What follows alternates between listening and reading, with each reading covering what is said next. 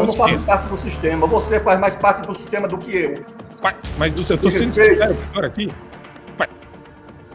Mas sobre os assuntos mais importantes do Brasil e do mundo, eu queria começar trazendo, Aldo, uma matéria que saiu agora. Saiu faz pouco tempo, para ouvi-lo a respeito. Ex-diretor da Polícia Federal é contratado como consultor do escritório da família de Alexandre de Moraes. Vocês lembram do nome do senhor Rogério Galoro? Então, ele chefiou a segurança do Supremo, do TST também, já foi da assessoria especial da presidência e fundou uma consultoria focada em segurança corporativa, investigações e compliance. E ele abriu o escritório dele, a consultoria, e foi contratado pelo escritório do Alexandre de Moraes. Aldo, eu tenho falado bastante sobre a minha posição. Na nossa última entrevista eu fui bem categórico com relação à necessidade da gente não parar de brigar pelo impeachment do ministro Alexandre de Moraes. E hoje eu vejo que essa teia de corrupção e de tráfico de influência e de constrangimento, intimidação e fortalecimento do complexo industrial da censura foi escancarada. O que mudou da nossa última conversa foi isso. A gente teve vaza-toga, 1, 2, 3, 4, 5, 6 vaza-togas, Tagliaferro, denúncia do Departamento de Estado americano, sanção da Magnitsky, cancelamento de vistos para todos os ministros que se envolveram e colocaram a mão e a digital nesse antro de corrupção moral. E eu perguntei para o senhor, devemos pedir o impeachment do ministro Alexandre de Moraes? Queria saber se a resposta do senhor mudou daquele momento, daquela entrevista para hoje, Aldo Rebelo. Não, não mudou. Eu sou completamente contra pedido de impeachment de ministro do Supremo. Acho que isso é uma coisa inviável. É gente que não sabe a correlação de forças no país. Se você quer alterar as orientações do Supremo, esse não é o caminho. Primeiro, para você iniciar um processo de impeachment contra o ministro do Supremo, você tem que primeiro arrumar um crime de responsabilidade contra ele. Sem um crime de responsabilidade, como é o mesmo caso de impeachment de presidente da República, você sequer abre o processo. E se você tentar, provavelmente você não aprove a chamada admissibilidade do crime para que o processo seja iniciado. Um processo demorado, um processo difícil. O caminho para você trazer o Supremo de volta ao seu papel de corte constitucional é você nomear ministros garantistas, legalistas, conservadores. E o caminho para isso não é impeachment de um ministro que o presidente da República, se for esse, vai nomear outro, como vai nomear agora no caso da renúncia, da aposentadoria do Barroso. Qual é o caminho que eu acho viável, sem confronto, sem choque, sem processo de crime de responsabilidade? É você alterar o número de ministros do Supremo. Um governo eleito, um governo comprometido com o nacionalismo, com o desenvolvimento, um governo contrário a essa agenda do comportamento e dos costumes, a essa agenda globalista que tomou conta do Supremo, você altera de 11 para 21 ministros, e o novo governo nomeia 10 ministros legalistas, conservadores, e você resolve o problema sem confronto nenhum. Você nomeia 10 ministros. Ah, mas isso, será que é possível? Claro que é possível, é um artigo da Constituição 101, 121, e você faz isso sem trauma. Por quê? Você não está afrontando o Supremo, você não está afrontando a Constituição, você está apenas alterando um artigo. Esse número de 11 ministros é um número da Constituição de 88. Antes eram 15, já foram 17, ou coisa parecida. Ah, mas e os custos de 10 ministros? Eu digo, uma Corte Suprema legalista e que dê segurança institucional e jurídica é paga, se fosse aumentar para 100, ainda pagaria. Quanto mais de 11 para 15, 17 ou 21. Eu acho que esse é o melhor caminho. Eu preciso fazer a pergunta, Aldo, a respeito dessa situação. Deixa eu só corrigir aqui. Opa. Aí, boa. Porque a nossa audiência, ela tem essa dúvida, né? A gente vê o senhor em vários programas da direita, da Revista Oeste, às vezes na Gazeta, e as pessoas, elas se perguntam, elas falam, poxa, por que o Aldo apoia pautas que a direita apoia e também e não tem a capacidade de apoiar o impeachment de um ministro que está aí, o mundo inteiro sabe que é um criminoso. A gente está vendo, a gente tem a faca ensanguentada, o batom na cueca, a arma do crime, que é a própria decisão abusiva, né, que ela ultrapassa todos os quesitos básicos de uma decisão jurídica ou da aplicação do direito, de fato, né, ele vai para a extrapolação, ele vai para o abuso. Existe algum receio do senhor com relação a alguma ação do Moraes? O senhor tem medo do Alexandre de Moraes? Não, se eu tivesse medo, eu teria ido me esconder nos Estados Unidos, que eu não fui. Eu fiquei aqui. Eu enfrentei o Moraes numa audiência pública. Eu não tenho nenhum processo no Supremo. Nunca tive um processo no Supremo. Eu não sou réu no Supremo. Quem é réu no Supremo é quem tem medo do Supremo. Eu não tenho medo porque não sou réu. A minha convicção é porque eu acho que esse não é o caminho, é um caminho muito difícil. Porque tudo bem, você está nos Estados Unidos dizendo que quer caçar o ministro do Supremo, é muito fácil, tá certo? Eu estou propondo uma coisa eficaz, eu estou propondo algo que funcione, eu estou propondo que um governo eleito no Brasil, um governo nacionalista, um governo desenvolvimentista, nomeie mais 5, 7 ou 10 ministros e altere essa correlação de forças. O Supremo vai ter uma maioria legalista, vai ter uma maioria que não vai se guiar por essa agenda dos costumes, pela agenda global. É isso o que resolve o problema. Agora, quem quiser travar luta ideológica, quem quiser marcar posição, tudo bem, isso é um direito. Eu fiquei muito tempo em governos, presidi Câmara, conheço o Supremo de perto, não vejo isso como alternativa, não vejo isso como caminho. Além disso, não é só nesse aspecto que eu discordo dessas chamadas pautas da direita. Eu não concordo com a aplicação de leis estrangeiras no meu país. Eu não concordo com sanções econômicas contra o meu país. Eu acho que os problemas do meu país devem ser resolvidos aqui dentro, pelos brasileiros. Também não acho que os Estados Unidos devam ser o xerife do mundo. Eu sou contra a intervenção dos Estados Unidos em outros países. Já fizeram intervenções aqui e não contaram com o meu apoio. Por quê? Quando o Bolsonaro era presidente, também tentaram intervenções aqui dentro. E os que defendem hoje a intervenção eram contra naquela época, porque era governo democrata, porque era governo do Biden. Eu era contra na época e sou contra hoje. O Brasil tem que resolver os seus problemas sem precisar da muleta de potências externas. Isso é um erro, isso é um equívoco, isso não dá certo. Porque se você legitima essa operação contra esse governo, estará legitimando contra o governo que tiver outra orientação. Então, amanhã tem um governo democrata e um governo conservador no Brasil.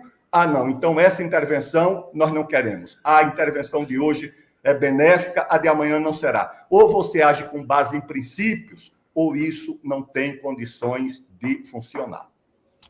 Eu queria só expandir o debate aqui, chamando o Coronel Gerson, mas só para avisar, eu moro em Lagoa Santa, Minas Gerais. Eu não sei se o Aldo Rebelo estava fazendo menção ao Paulo Figueiredo ou ao Eduardo Bolsonaro. Não estou fazendo menção especificamente a ninguém.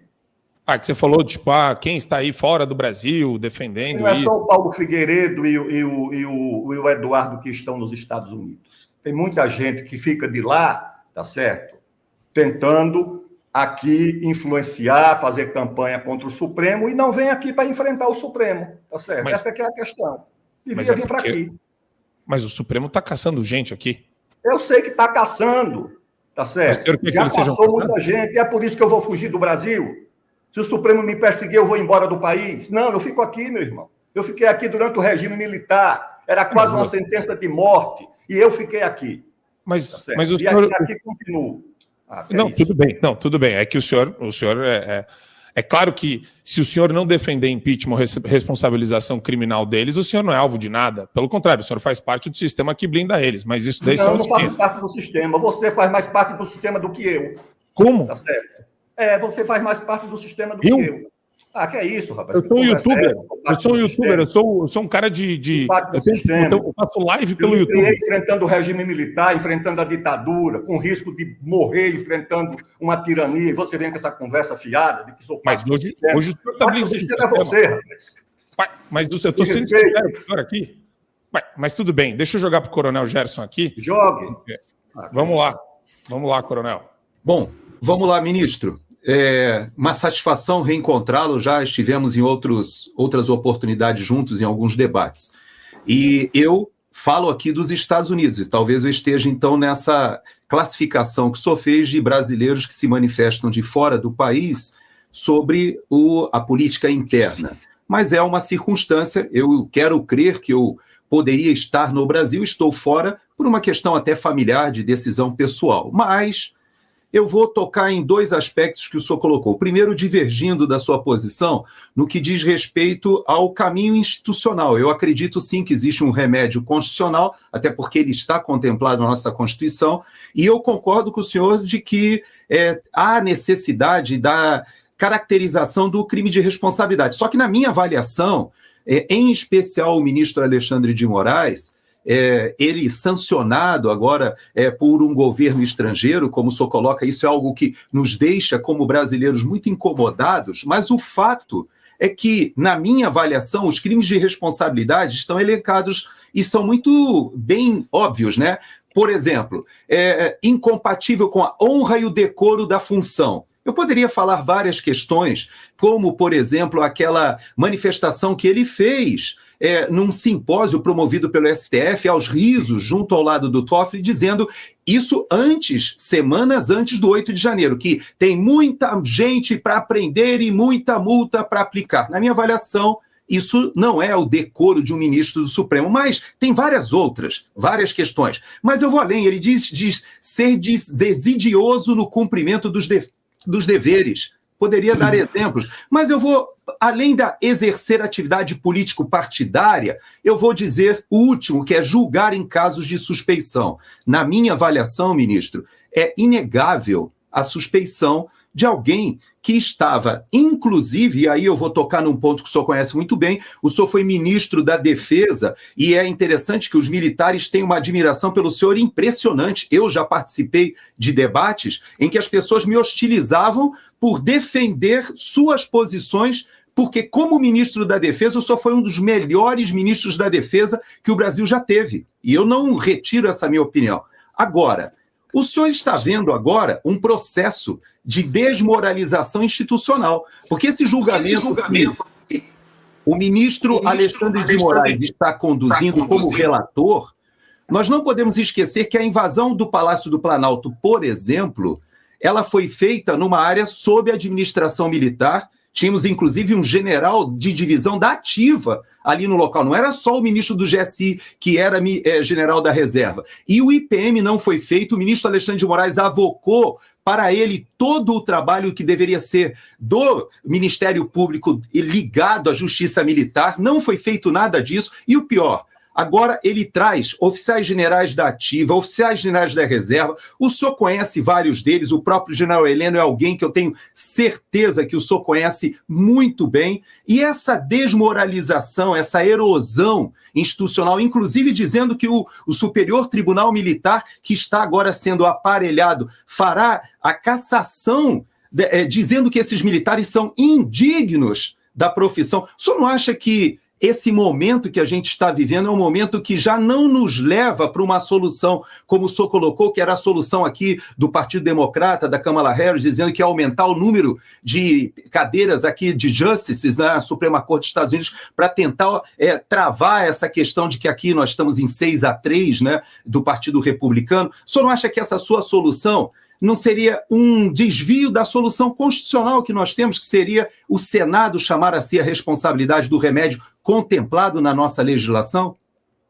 Coronel, sobre os processos relacionados com o 8 de janeiro, eu já ofereci exaustivamente a minha opinião, em várias circunstâncias, tá certo? Sobre aquele episódio ter sido ou não uma tentativa de golpe.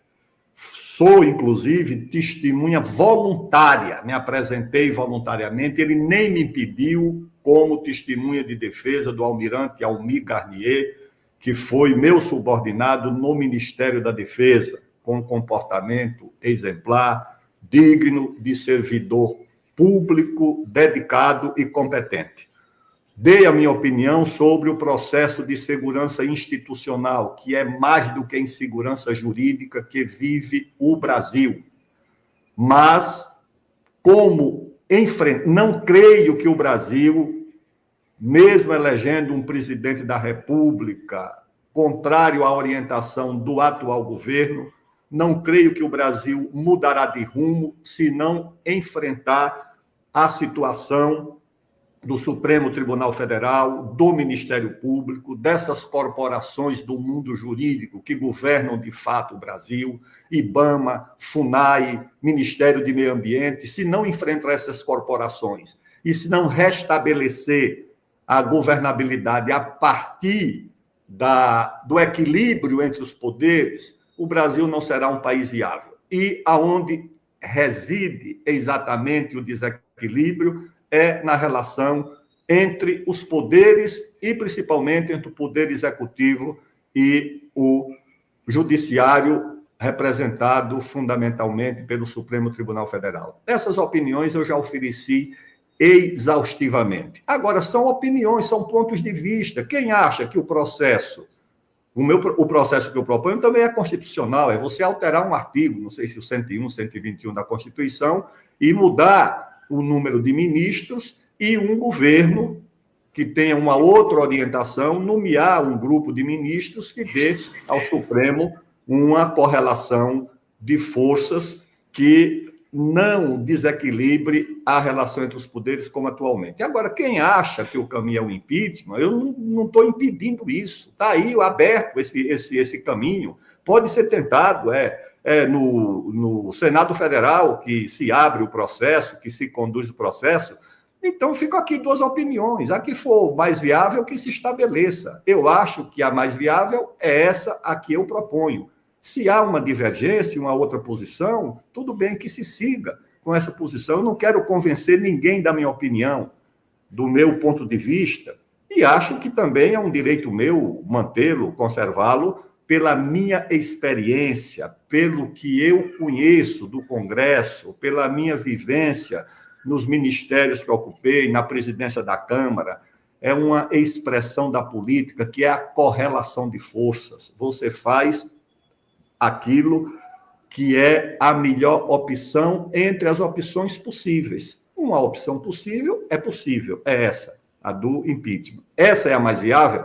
Eu não acho. Eu acho a que eu aponto a mais viável. Aqui tem o menor coeficiente de atrito para transitar. Você sabe, em linguagem militar, do que é coeficiente de atrito, coronel. Ou seja, o deslocamento de uma tropa, na política, também é o deslocamento de uma posição, de uma tese, de uma ideia. Quanto menor o atrito, mais fácil o deslocamento. Eu acho que a tese que eu defendo reúne um menor coeficiente de atrito e torna-se, portanto, mais provável de ser aprovada e de ser viabilizada. É isso que eu acho.